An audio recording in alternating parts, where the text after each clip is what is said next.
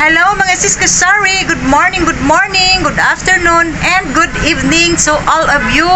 Kung anong oras mapanood ninyo ang aking video, ang aking vlogs, at update tayo sa ating maliit na meat shop and sari-sari store. So, today ay araw ng Tuesday at as usual, meron tayong delivery sa ating pork carcass ngayon. And mura lang guys ang ating karning baboy ngayon. 245 lang ang kilo. And then, ang nagmahal ay ang mga dressed chicken. Nagsimula nang magtaasan ng presyo ng mga dressed chicken kasi bare months na, November na, next month, December na. So, ganyan talaga. Pag December, mag-increase talaga ang mga dressed chicken natin. Pero, nagtaka ako kasi yung ating karning baboy ay murang-mura lang. Kasi guys, last year and last year pa, mahal din ang karning baboy. Pero ngayon 245 lang ang kilo ng ating pork carcass. Okay, at magsimula na kaming mag-display diyan guys sa ating table meat shop dahil alas 3 na ng hapon. And then meron akong order na mga Virginia hotdog ngayong araw na ito dahil Tuesday ngayon, and 4,900 lang. Yung mga ibang stocks ni Virginia ay out of stock sila. Wala silang luncheon meat, walang champion chicken, walang champion cheese. So, yun lang ang nabayaran natin, yung nasa box na red. Yan. Okay guys, at yung ating dressed chicken ay dito ko lang ino-order dahil yung aking kompetensya ay wholesaler yan siya ng mga dressed chicken dahil dairy planta siya. So, doon na lang ako sa kanila mag-order para wala na tayong mabayaran sa rider. Okay, at ito ang kaganapan namin, and then mamaya siguro pupunta ako ng Lots for Less kasi may mga kaunting kulang sa groceries at ayaw kong may mga kulang-kulang dito. Kahit kaunti lang, kahit pa konti-konti ay at least marami tayong may stocks tayo para pag may hahanapin si customer ay may stocks tayo na maibibigay. So guys, ito ang aking order sa Virginia hotdog ngayong araw ng Tuesday. Wala silang malakas pa naman dito ang champion chicken, and then wala silang stock. So ito lang ang na-order natin. Meron tayong tocino roll, meron tayong cook ham, sweet ham, ito pork tocino, napakalakas dito, big shots na with cheese. Meron din tayong longganisa roll. Maraming klase guys ang mga rolls. May longganisa roll, may tocino roll, meron tayong embutido, meron ding cheese rolls, chicken roll na with cheese pero out of stock si Virginia.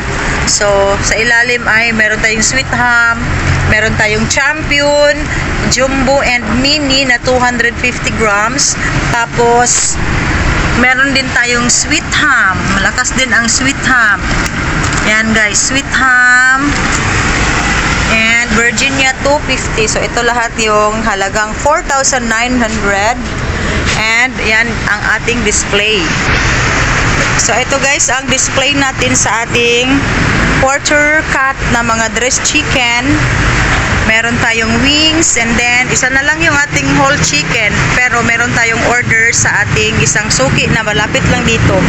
And then very fresh ang ating pork ribs, and meron tayong pork pata na nakasabit, dalawang pork pata kasi sa 1/2 carcass meron tayong dalawang pork pata. Tapos ito ang ating pork chop, very fresh, fresh na fresh, and pork belly. Yan guys, namula-mula pa ang ating pork belly, fresh na fresh, and pork beer na. So ito ay iba-iba ang presyo niya, mga sis Kasari. Yan, sa gustong magnegosyo ng meat shop, mas mahal talaga ang pork belly kaysa pork chop and pork beer na. Okay, meron din tayong pork chorizo and boneless bangos. Dahil wala na tayo tiil, so walang chicken feet. Wala tayong chicken feet. And si bossing.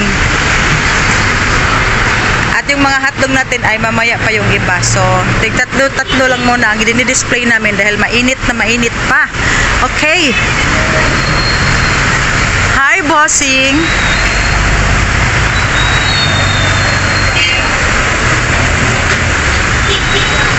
So, ito guys ay ipapasok ko pa sa freezer. And meron pa tayong kalahating pork belly dito. Yan. And And ito ay pork pierna. Pero alam nyo guys, ito pwede pa rin itong i-slice namin pang pork chop yan, no? Parang special cut siya. Ito ay, pierna, malaman na malaman, pero ginagawa din naming pork chop kasi mas makaano tayo, mas malaki ang ginansya natin dito. Ang pork chop kasi 335 ang benta namin. And then, ang aming puhunan ay 245 per kilo lang pag pork carcass ang orderin natin. And then, ang pierna ay 330 lang. So, ito kahit pierna ito, mabenta natin ng 335 kasi ang slicing namin dito ay pang pork chop.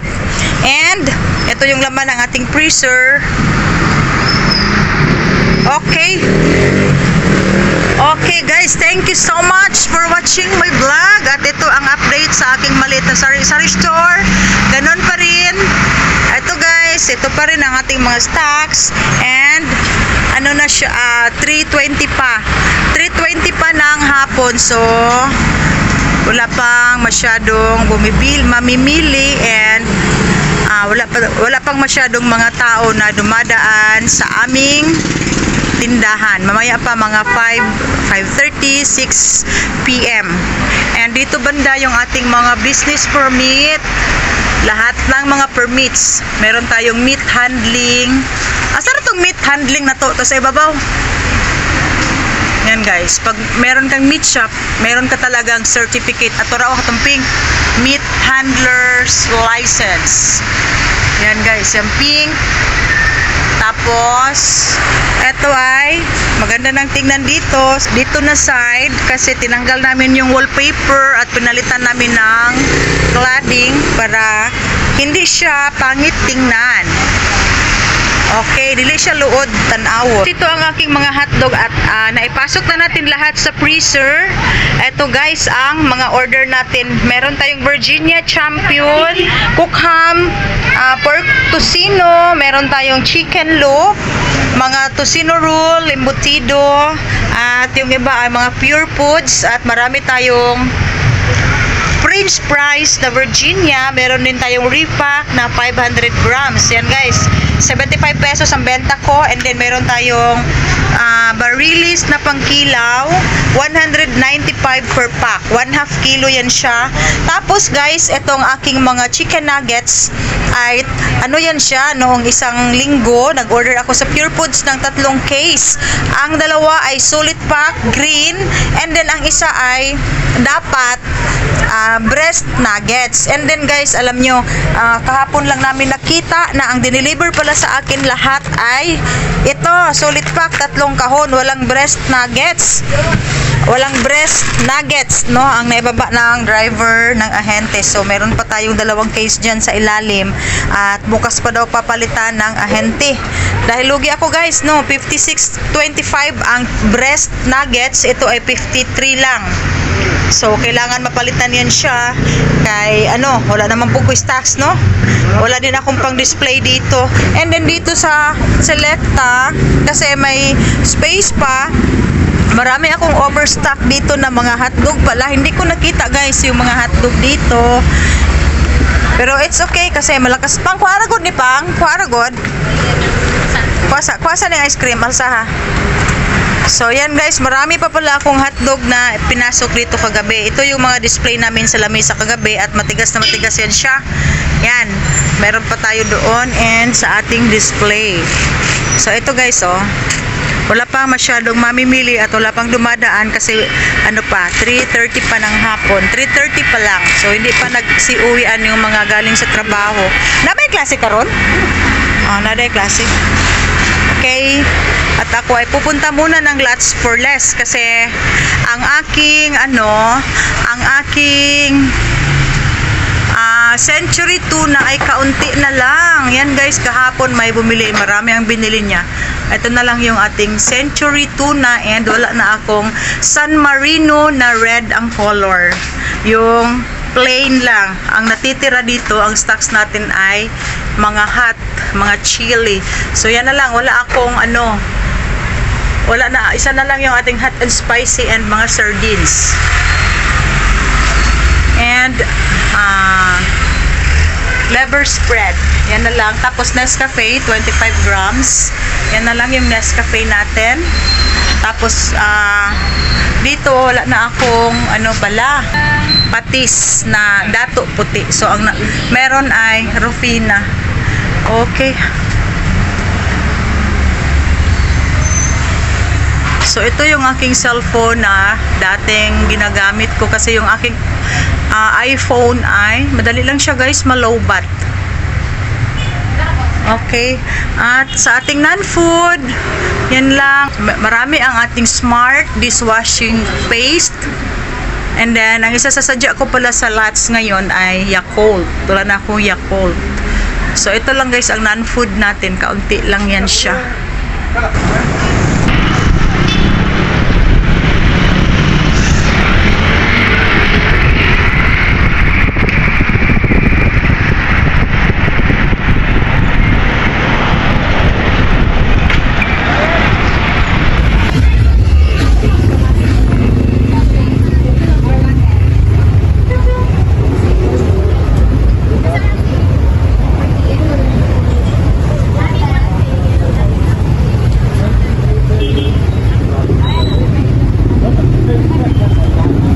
Okay guys, meron na tayong bagong delivery sa ating Gardenia loaf bread. Yan guys, ito guys, meron tayong display na 2 tray. Tapos meron pa dito sa loob. So ang nabayaran natin ngayon ay 3,200 sa mga loaf bread natin. Tapos time check tayo ay malapit ang mag 8:30. So marami pa tayong mga pork pierna and meron tayong mga pork belly. Ito ay pork chop. Meron tayong pork buto-buto at doon yung ating quarter leg na mga dressed chicken. Yan na, wala na tayo chicken wings, kana na lang.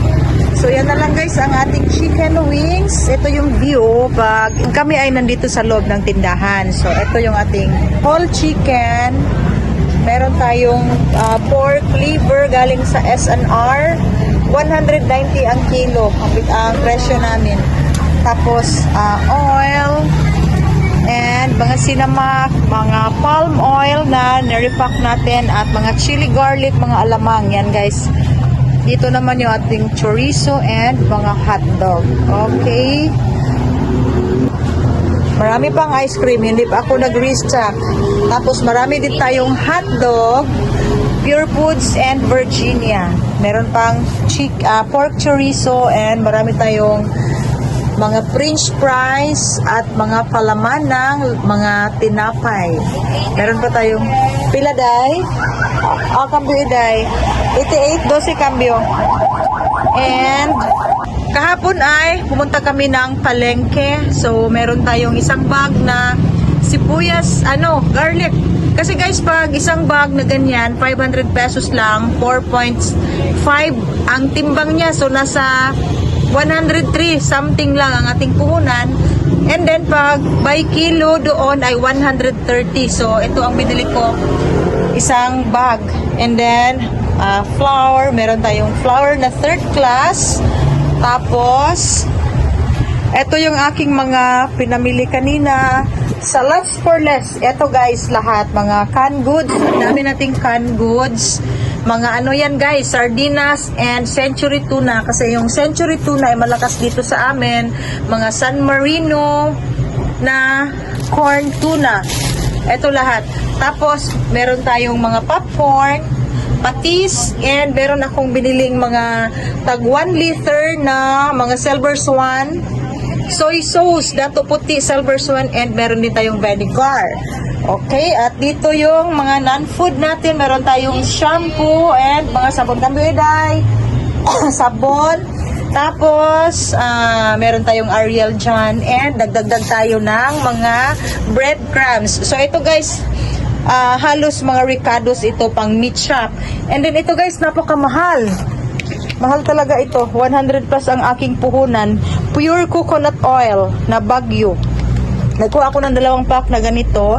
Tapos ito talaga guys, ang sadya ko doon. Kasi wala na kaming barbecue marinade. Ito. And then meron ding maliit. Tapos ito medyo malaki yan siya kasi may suki ako na ganyan. Tapos mga tuyo na maliit, Tasty Boy. So ito ang laman ng isang cellophane. And then nagdagdag tayo ng mga pasta. Ayan. Meron din akong Del Monte Royal and Rum. Mahal ito guys, 100, parang 103 yata ang ating puhunan sa Del Monte. Tapos ito din guys, oh, cream of mushroom. Yan yung mga binili natin kanina sa Lots for Less. At ito ay worth ito yung resibo natin. At meron pa pala akong ano dito, mga siskasari. Ito swak pack na ladies choice. Akala ko mura lang. Yun pala 54 ang ating puhunan, 54.40. So 67 sa 20% ang benta ko. 66 lang yan, ginawa ko na lang 67. Baka anuhin pa, tawaran pa nila ang 1 peso. So ginawa ko na lang 67. Kambi day. Pila day? 70. Kambi diha. So nagkuha ako ng, ito guys ay 4 na piraso, 4 na pack. Tapos quick milk. Meron akong quick milk dyan. Ito guys, oh. May maghanap din ng mga quick milk. Mura lang yan. So pwede na yan sa 95 ang benta natin. So ito lahat ang ating nabayaran sa sa Lots for Less, 6,624 ngayong araw ng Tuesday. Okay, at mamaya dahil 8:40 na, kami ay magliligpit na. Kami lang dalawa ni Marisa. Si Mr. Ray, pinauwi ko na kasi siya yung opener dito kanina. And then guys, meron pa pala akong amorins. Mga malalaking amorins. Ito guys, direct tayo sa sa factory nito. Doon ko binili sa Tagum City. Ang puhunan ko ay 23 lang. And then 45 pesos ang benta ko. Nagkuha ako ng 2 dosena. So dito ko siya sinasabit. Pag sa NCCC Mall, tinignan ko kahapon na ang presyo niya ay 38 pesos. So laki ng diferensya niya kasi pag direct tayo ay 23 lang. 38 na ito sa NCCC, sa mga supermarket. And then mas ano ito guys, ito yung original na crispy fry. Wala pang crispy mix, wala pa itong mga crispy mix, crispy fry. Ito yung malakas ito sa akin. And then hindi kasi sila nag-improve ng kanilang packaging, hindi kagaya sa crispy fry kasi sa Ajinomoto yan siya. Ang ganda ng packaging ng crispy fry. So ito na ang malakas ngayon. Bihira lang ang may maghahanap ng amorins, pero nagkuha lang ako kasi meron ding maghanap sa amin. And then nakakahiya naman pag direct tayo sa factory and then konti lang ang kukunin natin. Meron pang mas maliit dito, wala lang silang stocks, yung 100 grams. Ito ay 200 grams. Yan. Ano sa iladay? Tiny? Tiny nga silopin? Dami tiny. Nay tiny diha.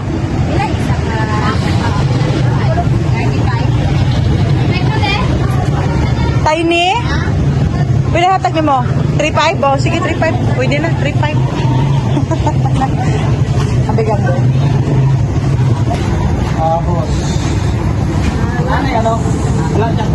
Unsa man, Yakult? Wala, sa Sabado pa. Kay wako kakuha sa panel atong Sabado. Yan, nahurot tayo sa Nahurot tayo ng stock sa lots kanina ay. Mo gito tuyo na ko, Yakult. Nga, wala Yakult.